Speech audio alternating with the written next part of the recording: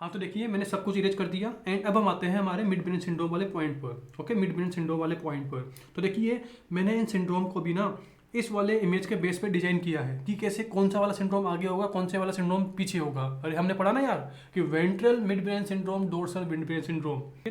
अरे मैंने बताया ना अभी, यहाँ देखो क्या बताया यहाँ पे कि ventral mid brain syndrome, dorsal mid brain syndrome. तो देखिए मैं उसी की बात कर रहा हूँ, मतलब कि इन सिंड्रोम्स को भी मैंने उसी तरह से रेंज किया है। देखिए ना, this is ventral, this is dorsal, मतलब कि आगे की तरफ ये तीनों के तीनों क्या है, these are ventral mid brain syndrome. लिख लेना, वेंट्रल मिड ब्रेन सिंड्रोम। और ये दोनों के दोनों क्या होते हैं, दीज आर डोर्सल या बोल दीजिए posterior mid brain syndrome. Common सी बात है भाई। ओके, अब देखिए नाम याद कैसे करें कि कौन से सिंड्रोम्स हम मिड ब्रेन के अंदर पढ़ते हैं। ओके, तो देखिए निमोनिक है WBC नोट प्रिपेयर्ड। क्या लिखा है मैंने, WBC नोट प्रिपेयर्ड। अरे निमोनिक है भाई, मतलब कि WBC प्रिपेयर नहीं है फाइटिंग के लिए। WBC क्या होती है, फैगोसाइटोसिस, मतलब कि क्या करती है, फॉरेन बॉडी को खाने का काम करती है। तो ओवरऑल खाने के लिए प्रिपेयर नहीं है, तो इसे याद कर सकते हो। तो देखिए इस निमोनिक के अंदर टोटल 5 वर्ड है। W मतलब वेबर सिंड्रोम, B मतलब बेनेडिक्ट सिंड्रोम, C मतलब क्लोट सिंड्रोम, NO मतलब नॉर्थ नेगन सिंड्रोम एंड P का मतलब क्या है, पेरिनोइड सिंड्रोम। तो देखिए इस तरह से WBC note prepared mid brain syndrome को आपको याद करना है वेंट्रल टू पोस्टीरियर। देखिए इस तरह से आपको मिड ब्रेन सिंड्रोम को याद करना है वेंट्रल टू पोस्टीरियर। देखिए ventral to dorsal, ventral to dorsal बोल दो या बोल दो एंटीरियर टू पोस्टीरियर, ऐसे याद करना है। देखिए अभी मैं फोकस क्यों कर रहा हूँ, अभी जब मैं डायग्राम बताऊंगा ना, जब आप सब कुछ समझ जाओगे। देखिए अगर आपने इस वाले फोटो को दिमाग में सेट कर लिया ना, तो सारा का सारा मिड ब्रेन खत्म। मिड ब्रेन सिंड्रोम पूछ ले, मिड ब्रेन से रिलेटेड कोई भी चीज़ पूछ ले। ओके, तो इसीलिए WBC नोट प्रिपेयर्ड मतलब वेंट्रल टू डोर्सल हम क्या पढ़ रहे हैं, मिड ब्रेन सिंड्रोम्स का अरेंजमेंट। तो देखिए क्या है WBC नॉट प्रिपेयर्ड, तो वही सबसे आगे क्या होगा, वेबर सिंड्रोम। B मतलब बेनेडिक्ट सिंड्रोम, C मतलब क्लोट सिंड्रोम, WBC नोट मतलब नॉर्थ नेगल सिंड्रोम और P मतलब पेरिनोइड सिंड्रोम। ये बात हो गई। तो वही वेंट्रल टू डोर्सल हमने क्या किया, मिड ब्रेन सिंड्रोम को पढ़ लिया कि भाई ये वाला सिंड्रोम हम आगे पढ़ेंगे, ये वाला सिंड्रोम हम पीछे पढ़ेंगे। देखिए हमारे पढ़ने का स्टाइल भी यही होगा।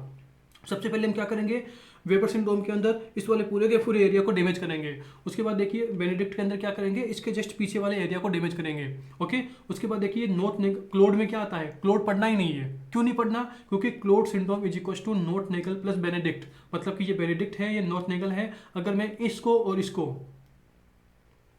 अगर मैं इस वाले सिंड्रोम को ऐड कर दूं तो क्या बन जाएगा, क्लोड बन जाएगा। तो ओवरऑल 5 में से 4 ही पढ़ने हैं, चलो ठीक है। तो ओवरऑल मेरा बोलने का मतलब यूँ है कि अगर आपको ये सीक्वेंस पता होगा ना कि यार सबसे आगे वाले पार्ट में दिक्कत होने से, मिड ब्रेन के सबसे आगे वाले पार्ट में दिक्कत होने से वेबर होगा, देन उसके बाद उसके जस्ट पीछे क्या आता है, बेनेडिक्ट आता है, देन उसके बाद क्या आएगा, क्लोड आएगा। ओके, मतलब क्लोड पढ़ना नहीं है, तो उसके बाद क्या आएगा, नॉर्थ नेगल आएगा। ओके, और सबसे पीछे क्या आएगा, पीनियल ग्लैंड वाला, यानी कि पेरिनोइड सिंड्रोम आएगा।